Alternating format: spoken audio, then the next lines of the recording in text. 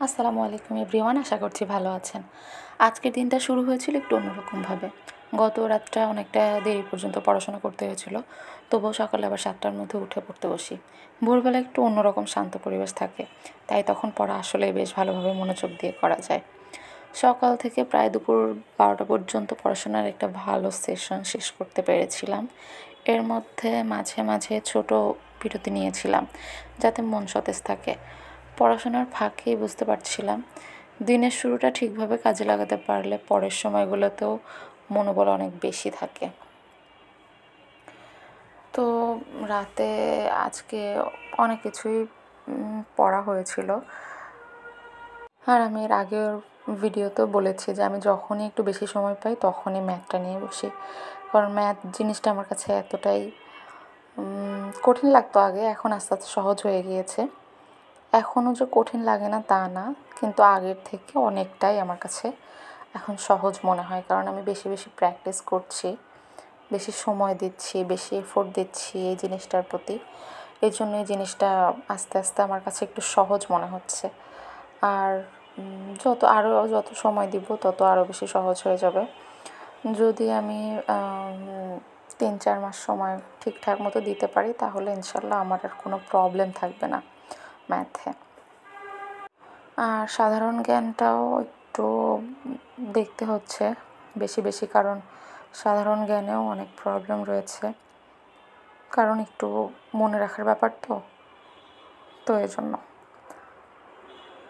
সকালের দিকে আবার পড়তে বসেছিলাম, প্রায় অনেকক্ষণই পড়া হয়েছিল। তারপরে দুপুরে ঘরের কিছু কাজ ছিল, ওগুলো শেষ করি।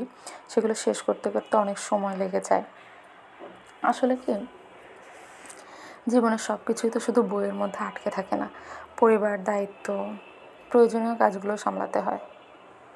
তো আমি সকালের দিকে বুঝতে পারছিলাম যে আজকে আমার হাতে অনেক কাজ থাকবে, হয়তো পড়াশোনার মানে দুপুরের দিকটাতে পড়াশোনায় অতটা টাইম দিতে পারবো না। এই জন্য সকালের দিকটাতেই কাভার করার ট্রাই করেছিলাম। আর অনেকটা বেশি সময় আমি নিয়ে পড়েছিলাম, কারণ প্রায় 7টা থেকে 12টা পর্যন্ত একটানা পড়েছিলাম আমি। মাঝখানে কিছুটা বিরতি নিয়েছিলাম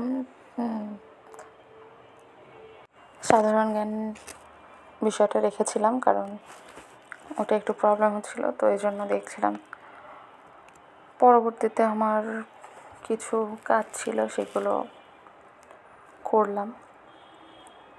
আজকের দিনটা ফিরে দেখলে একটা বিষয় বুঝতে পারি, সময়টা আসলে আমাদের হাতেই থাকে।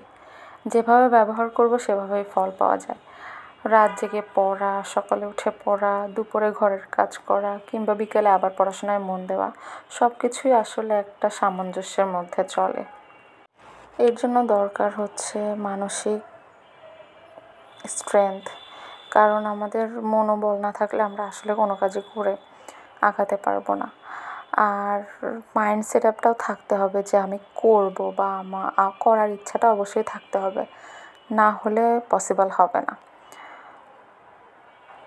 তো সমস্ত কাজটা শেষ করে বিকেলের দিকে আবার আসরের নামাজের পর থেকে আবার পড়তে বসেছিলাম মাগরিবের নামাজের আগ পর্যন্ত।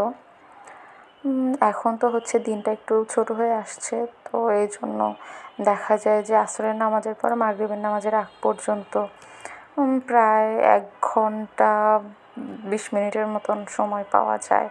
এর থেকে বেশি পাওয়া যায় না। এর আগে আবার একটু বেশি পাওয়া যেত, কিছুদিন আগে 10-15 দিন আগে আধা ঘন্টা বেশি সময় পাওয়া যেত। এখন আবার মাগরিবের আজানটা একটু আগে দিয়ে দিচ্ছে। তো এই তো আমি চেষ্টা করছি প্রতিদিনের সময়কে ছোট ছোট ভাগে ভাগ করে কাজে লাগাতে।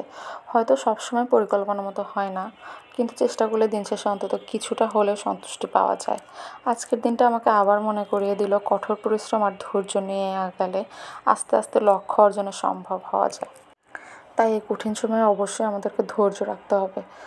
ধৈর্য না রাখলে আসলে কোনো কাজেই সফলতা পাওয়া যায় না, আর পড়াশোনার ক্ষেত্রে তো আরোই না। তো আমি চেষ্টা করি সবসময় আমার ধৈর্য রাখার।